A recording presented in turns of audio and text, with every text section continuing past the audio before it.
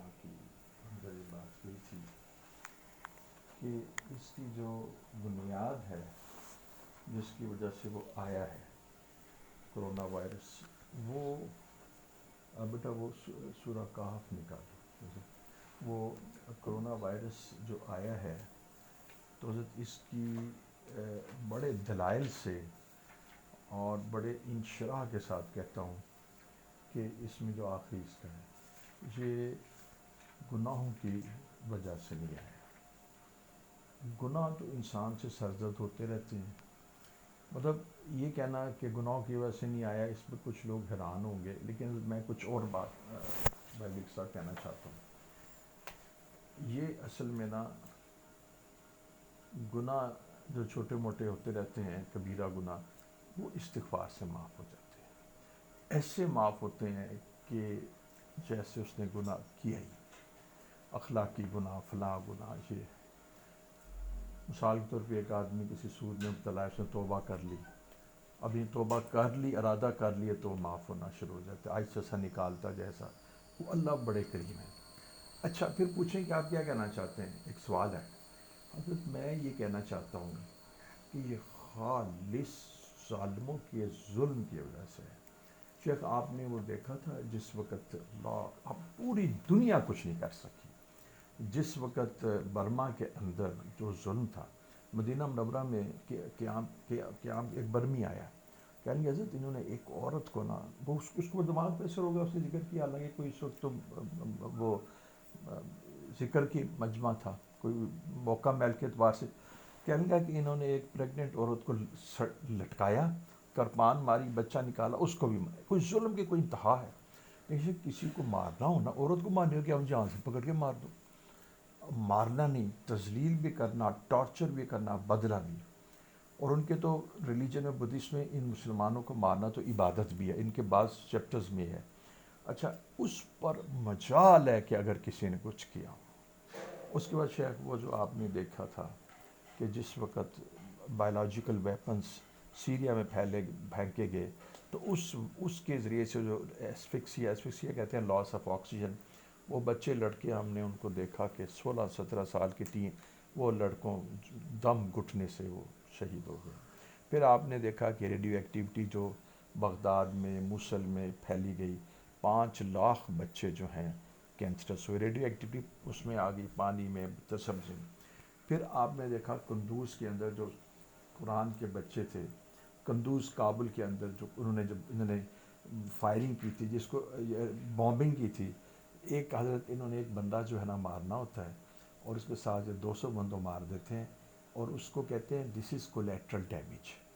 اصل تو ان کا حضرت اس وقت کوئی 100 سے زیادہ ننے حافظ شہید کر دیے تھے، کوئی نہیں بولا.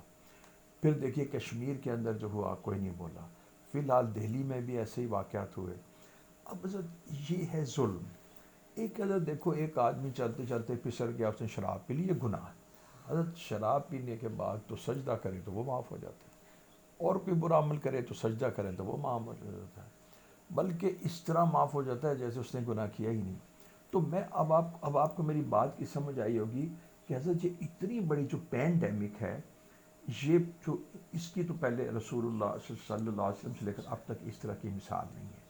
سیکنڈلی، ایک گناہ کی وجہ سے تو آتی رہتی ہیں چیزیں، لیکن حضرت جو پینڈیمک ہے نا، یہ ایپیڈیمک جو انٹرنیشنل لیول پر ہے، یہ نا مسلمانوں پر ظلم کی وجہ سے ہے. یہ ظلم کی وجہ، وہ ظلم جو اہل ایمان پر ہوئے ہیں، جس طرح حضرت انہوں نے سیریا میں عورتوں کو جو کیا، جو یہ آئے. ایک تو یہ بات میں عرض کرنا چاہتا ہوں. دوسرا حضرت یہ صرف ظالموں، حضرت گناہ گاروں کے لیے تو یہ آزمائش ہے، اور اس کا طریقہ ہے کہ استغفار ہے بس. اور ظالموں کے لیے حضرت یہ عذاب ہے، اور اللہ ان کو وینش کرنا ہے، وہ ایلیمنیٹ ہوں گے.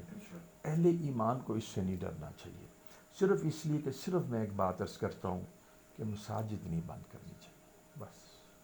یہ میں حضرت یہ وہ ایک دیکھیں جو جو جو جو اسباب ہیں نا، ان کی بھی لمٹس ہے. اسباب کی ایک لمٹ ہے، ایک حد کے بعد پھر اسباب کو، پھر کافر اور آپ کا فرق ختم ہو جاتا ہے. تو تو اس لیے نہ انہوں نے اسباب کو اس درجے میں اختیار کر لیا کہ انہوں نے مساجد کو بھی بند کر دیا، جماعت کو بھی بند کر دیا. یہ ہمارا بہت بڑا فیلئر ہوگا. تو میں اس لیے کہتا ہوں کہ اس کے لیے مثلا میں حضرت آج صبح میں بتا رہا تھا کہ دیکھو میں تمہیں دین کی سمجھ اور فہم بتاؤں. دین نام ہے اطاعت کا، مان کر چلنے کا.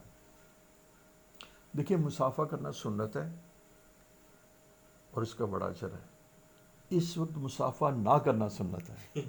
اچھا میں بڑا محظوظ ہوا کہ میرے ساتھ ایک آدمی آگے بڑھے تو میں نے کہا دیکھیں اس وقت سنت مصافحہ کرنا نہیں، اور معانقہ کرنے کے بارے میں واضح طور پہ کہ گناہ معاف ہو جاتے ہیں دونوں کی، جس نے اللہ کے لیے مصافحہ کیا ہے.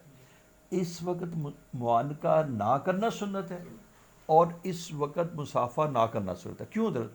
کہ دیکھیں حضرت عبادت تو ہے جو اللہ کا امر اور حکم ہے.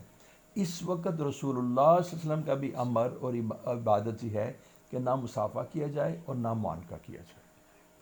اس وقت مصافحہ نہ کرنا سنت ہے اور معانقہ نہ کرنا سنت ہے.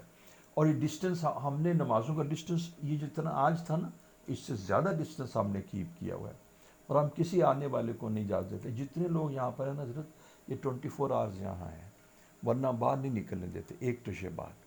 دوسری بات ہے کہ ایک حد تک تدبیر کے بعد پھر اللہ پہ توکل کریں، ورنہ پھر دائرہ ایمان سے تو خارج ہو جائیں گے.